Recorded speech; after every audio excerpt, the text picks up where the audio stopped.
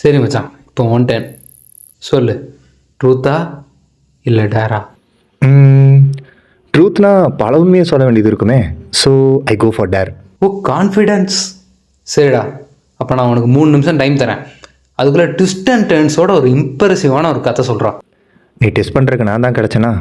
சரி, ஓகே, நான் challenge accept பண்ணிக்கிறேன்.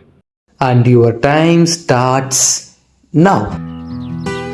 கடலில் எவ்வளவோ மீன் இருந்தோ நம்ம தட்டில் வந்து விழுகிறது என்னமோ 2 மீன் தான். அதே மாதிரி இந்த கதையிலையும் 2 பேர் இருக்கானுங்க. அதில் ஒருத்தன் தான் இவன். In the shadows I wait. கேட்குறக்கு இது சாதாரண நோட்டிஃபிகேஷன் சவுண்டாக இருக்கலாம், ஆனால் இவனுக்கு இது வாழ்க்கையிலே ஒரு முக்கியமான தருணம். இவன் பேர் தான் விஷ்ணு. நான் சொன்ன தட்டில் விழுந்த இன்னொரு மீன், இன்னொரு ஆள் இவன் தான். இவனுக்கும் சரியா அதே நேரத்தில் ஒரு நோட்டிஃபிகேஷன் வருது. இவன் பேர் தான் யுவராஜ். அது என்ன மெசேஜ்னா, இத்தனை நாளாக இவங்க 2 பேரும் தேடி பழிவாங்கணும்னு நினச்சிட்டு இருந்த அந்த ஒரு ஆளோட மெசேஜ். நீ கேட்கலாம் மச்சான், இவங்க 2 பேருக்கு என்னடா லிங்க்னு.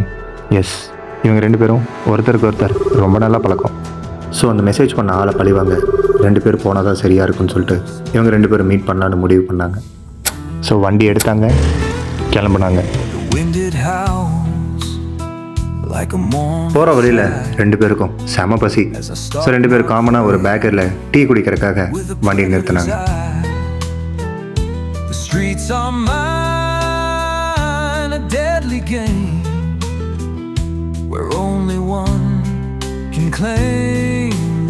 இவங்க ஃபேஸில் ஒரு எக்ஸைட்மெண்ட் தெரிஞ்சுக்கிட்டே இருந்துச்சு. அதுதான் இத்தனை நாளாக அவங்க தேடிட்டு இருந்த ஆளை பழி வாங்க போகிறங்கிற ஒரு சின்ன பெரிய சந்தோஷம்.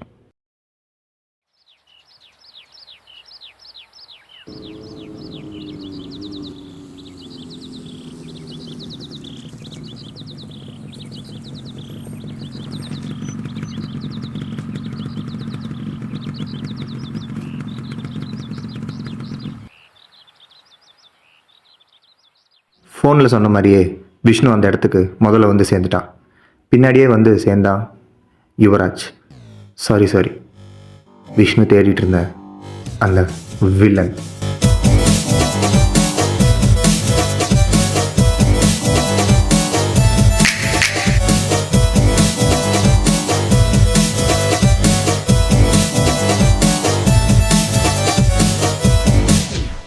இரு இல்லை புரியல.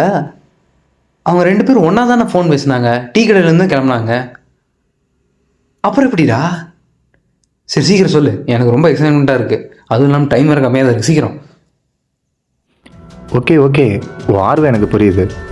ஆனால் நான் தான் சொல்கிறேன்ல, ஆல்ரெடி நான் கதையை சொல்லிட்டேன். கதையில் கொஞ்சம் பின்னாடி போய் பாரு. விஷ்ணு சரியாக வந்து வண்டியை ஸ்டார்ட் பண்ணப்போ அவனுக்கு ஒரு நோட்டிஃபிகேஷன் மெசேஜ் வந்துச்சுன்னு நான் சொன்னேன்ல. அந்த நோட்டிஃபிகேஷன் மெசேஜ் வேறு யார்கிட்ட இருந்தும் வரல.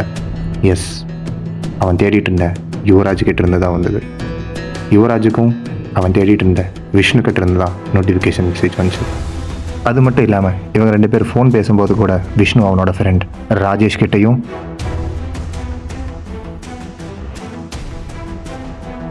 யுவராஜ் அவனோட ஃப்ரெண்டு ராம்கிட்டையும் பேசினான்.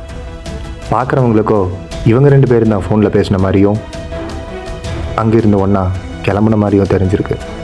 ஆனால் இவங்க 2 பேரும் தனித்தனியாக தான் கிளம்பியிருக்காங்க. இன்னொன்று நீ கேட்டல மச்சான், பேக்கரிக்கு இவங்க 2 பேரும் ஒன்றா தான் வந்தாங்கன்னு. அதுதான் கிடையாது. ஒரு 10 நிமிஷம் டிஃப்ரென்ஸில் விஷ்ணு முன்னாடி வந்தான், அவனுக்கு பின்னாடி வந்தான் யுவராஜ். டேய் மச்சான், செம்மடா. எல்லாமே ஓகே, ஆனால் இவங்க 2 பேரும் முட்டிக்கிறதுக்கு என்னடா காரணம்? மச்சான், நீ கொடுத்த டைமில் நான் வச்ச ட்விஸ்ட் அண்ட் டர்ன்ஸே இவங்க 2 பேரும் தான். காரணம்லாம் தெரிஞ்சுக்கணுன்னா நீ கொடுத்த டைமில் சொல்கிறதுக்கு இது ஒன்றும் பெரிய ஸ்டோரி கிடையாது. இட்ஸ் ஜஸ்ட் அ குட்டி ஸ்டோரி.